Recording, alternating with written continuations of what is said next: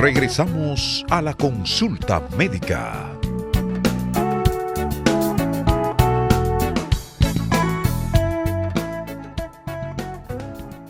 Continuamos en esta consulta médica. Yo soy Patricio Peralta, hoy en la grata compañía del doctor Vargas, Tomás Vargas Martínez. Él es el presidente del Instituto contra la Ceguera por Glaucoma. Y estamos conversando precisamente, poniendo nuestro granito de arena en la celebración, podemos decir, en todo el mundo, de la prevención en contra y en la prevención de esta enfermedad llamada el ladrón silente de la visión, el glaucoma. Y precisamente, doctor, hablábamos en el segmento anterior sobre prevención, pero hablamos también de algunos síntomas. Usted decía que la gente cuando comienza a ver, cuando le falta su visión periférica, es como cuando usted ve a través de un tubo, ¿verdad? Un tubo, sí. Que la parte periférica no la puede ver. Incluso estuve leyendo que personas cuando van a trabajar o tienen algo en la mesa solamente ven lo de enfrente, porque yo tengo un suegro, una persona allegada que precisamente dice, pero no veo la cosa teniéndola cerca, ¿no? Cerca, sí. Porque solamente puede ver lo que tiene cerca. ¿Cómo realmente hablamos un poco de prevención? Ese es el objetivo de este programa. Sí. ¿Qué tiene que hacer la gente después que la gente tiene ciertos síntomas, que podemos redundar sobre eso? ¿Qué puede hacer la gente para prevenir esta enfermedad? Primero, ¿no? Para prevenir, como iniciamos el diálogo anterior, es que hay que detectar a tiempo la enfermedad, y para eso tiene que ir donde un médico oftalmólogo para hacerse un chequeo completo, la medición de la presión, evaluación del fondo de ojo. Si el médico considera que es sospechoso porque tiene la presión elevada, le vio el fondo de ojo con una excavación del nervio, entonces lo envía a hacerse estudios. Los estudios son evaluación del campo visual, que nos va a determinar si hay estrechez del campo. Segundo, evaluación de la cantidad de fibras del nervio óptico mediante una tomografía especial para la retina, el nervio óptico, y otros estudios como son, por ejemplo, la medición del ángulo de drenaje, que es la gonioscopía, y además de eso una curva tensional que nos va a decir si hay alguna alteración o fluctuación de las presiones en el ciclo circadiano durante el día y la noche. Entonces, si el médico detecta el glaucoma, ya escoge el tratamiento.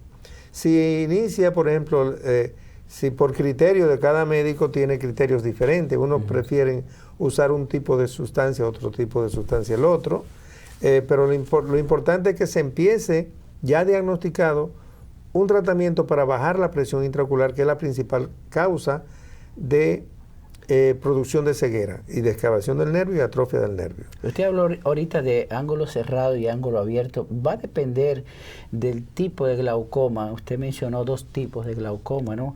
Sí. O formas de cómo se manifiesta. ¿De qué se trata? Me gustaría que usted explicara muy brevemente en qué se diferencia una de otra. Y en el ángulo abierto no tiene ningún límite. O sea, aquí tenemos el iris, aquí tenemos la córnea, ¿no? Y por aquí se drena en el ángulo.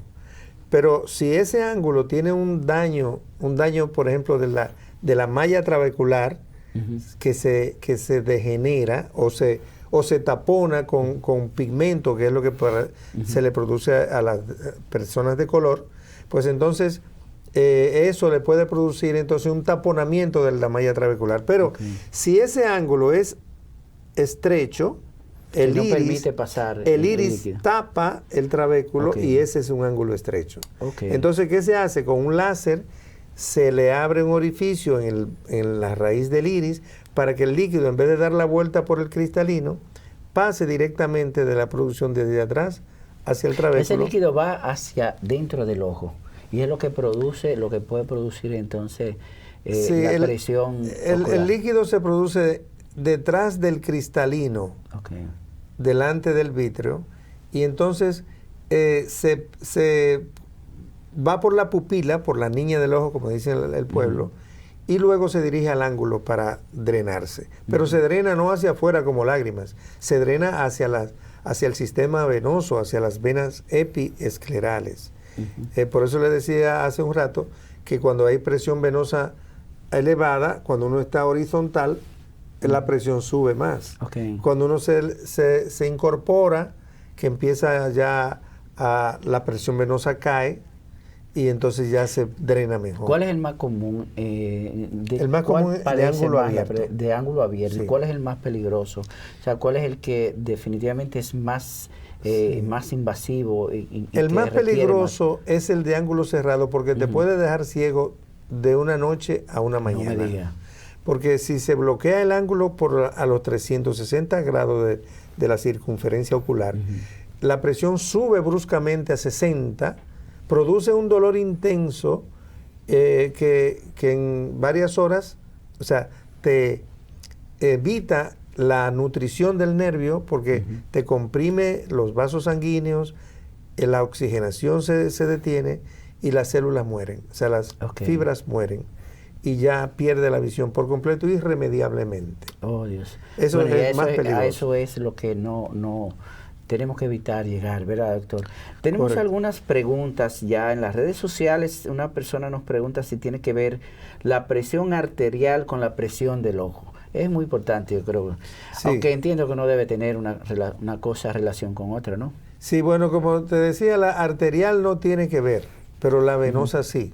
Entonces, por eso hay casos que aumentan la presión. O sea, por ejemplo, ciertos tumores que pueden apretar órganos, o sea, digo, el reflujo venoso y se acumula. Entonces, si aumenta la presión venosa por cualquier circunstancia, ese posicionamiento del paciente y ese tipo de cosas puede producir, pero no la arterial. O sea, un hipertenso arterial no tiene relación con un glaucoma o una hipertensión ocular. No necesariamente una persona que padece hipertensión arterial tenga que padecer de glaucoma. No necesariamente. Hay otra pregunta, doctor. Nos escribe otra persona y quiere saber sobre si algunos medicamentos pueden producir problemas de glaucoma. He escuchado que los corticoides son medicamentos que pueden afectar, pueden producir esta enfermedad, ¿es cierto? Sí, los esteroides, la cortisona, produce aumento de la producción de humor acuoso. Las personas que sufren de asma y eso, que usan mucho spray, y eso es parte de, de este ya sea, ¿no? Gotas oftálmicas que se utilizan como antiinflamatorio, que tienen esteroides, si son usadas de una manera muy prolongada, pueden entonces desarrollar glaucoma secundario a medicamentos. Inclusive hasta la ingesta vía oral o inyectada de los esteroides produce eso. Y se relaciona también a los medicamentos que usan los psiquiatras, porque producen cierto grado de estrechez del ángulo. Bueno, tenemos varias preguntas también en directo. Tenemos una persona que nos va a hacer una pregunta. Javier Guzmán tiene una pregunta para usted, doctor. Vamos a escuchar a Javier que nos pregunta. ¿Hay una etapa de la vida específica para ser propenso a padecer esta enfermedad? Y si tiene algún tipo de cura. Bueno, ahí tenemos a Javier con una pregunta, doctor, sí. Excelente pregunta de Javier, porque el glaucoma puede aparecer a la infancia, en el nacimiento, se llama glaucoma congénito. Hay glaucomas infantiles y de la edad juvenil. Esos son muy infrecuentes, esos tres glaucomas. El glaucoma más frecuente empieza a los 40 años. Es el glaucoma, como dijimos, el del ángulo abierto, que es el más frecuente, y cada década que pasa de la vida del individuo aumenta el porcentaje de la posibilidad de aparición. En la medida que la persona va envejeciendo, hay más posibilidades. Más posibilidades de desarrollar.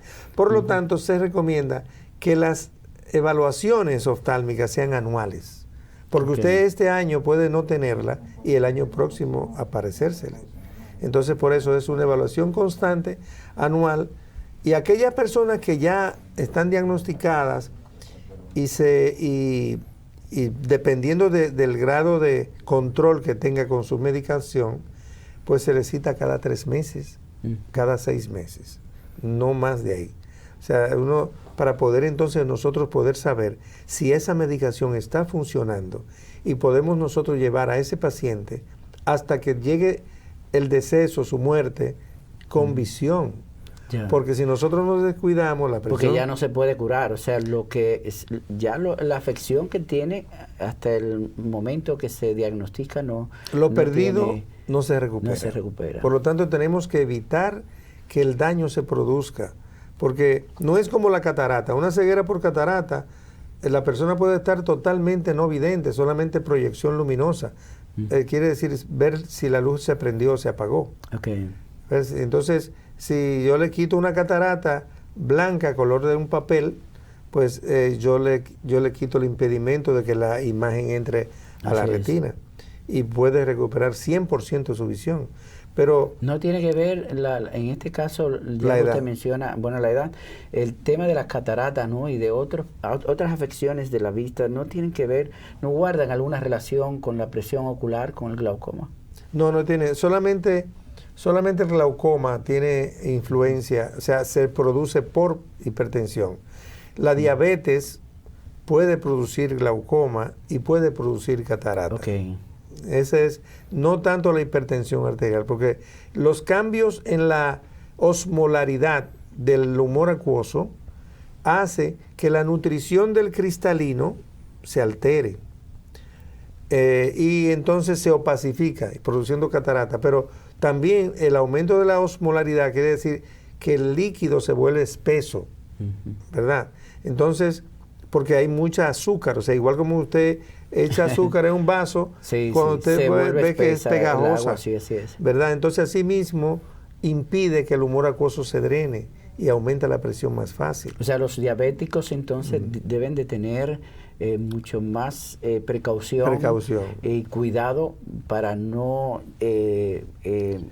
caer, ¿verdad?, en este tipo de problemas. Así Tenemos otra pregunta, doctor, sobre una persona, dice que tiene miopía muy alta, si puede llegar a sufrir de glaucoma. ¿Tiene que ver la miopía, la hipermetropía, estas deficiencias, ¿verdad?, de la vista que todos conocemos, presbicia, con el glaucoma? ¿Está relacionado de alguna manera? Sí, se dice que los miopes de alta graduación tienden a tener un porcentaje mayor que una persona hemétrope. Hemétrope quiere decir que no tiene defecto visual. Un hipermétrope normalmente se debe a un ojo pequeño. Un miope se debe a un ojo grande. Okay. O sea, la distensión de la esclera en un ojo miope alto produce entonces también una disminución del canal de drenaje. Y asimismo un ojo pequeño también tiene los ángulos muy estrechos y son muy frecuentes los glaucomas de ángulos cerrados. Ahorita conversábamos, doctor, sobre la influencia de cómo puede afectar los medicamentos. Hay otros medicamentos que independientemente de los tratamientos del glaucoma, que pueden producir esta afección en el ser humano. Bueno, ya desde el punto de vista de medicación, por ejemplo, todos esos medicamentos, por ejemplo, antilipidémicos para controlar el colesterol. Aparte de los esteroides que usted mencionó. Sí, no tiene influencia negativa en esto, ni siquiera los antihipertensivos tampoco influyen en esto. O sea que no, aparte del esteroide y de los tratamientos psiquiátricos que son de ese tipo de sedantes, puede ser que produzca daños. Usted sabe que hay una relación entre el consumo de pastillas contraceptivas, de las que utilizan las damas, ¿verdad?, para evitar la concepción, y el glaucoma.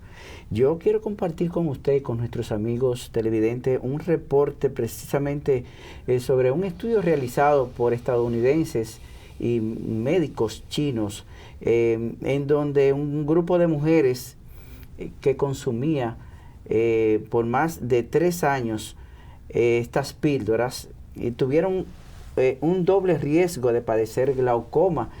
Vamos a ver este informe con Patricia Dalmasi de La Voz de América para compartir con ustedes también estos últimos avances de la ciencia y descubrimientos.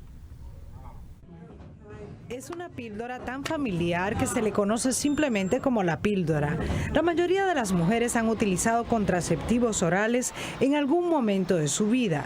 Es una droga conocida por sus beneficios, al igual que por sus riesgos. Pero un nuevo estudio presentado recientemente puede darles a las mujeres algo en qué pensar. Un equipo de investigadores estadounidenses y chinos estudió a más de 3.000 mujeres de edad mediana. Ellos encontraron que aquellas que ingirieron las píldoras contraceptivas por más de 3 años tenían el doble riesgo de padecer de glaucoma, una de las principales causas de ceguera. ¿Será un momento de preocupación? No necesariamente. En la mayoría de las mujeres el riesgo de sufrir de glaucoma permanece pequeño. Así que si usted está preocupada, consulte a su médico, especialmente si usted es una persona adulta o tiene un historial familiar de glaucoma. Es la mejor manera de encontrar si esta píldora es la más conveniente para usted. Patricia Dalmasi para La Voz de América.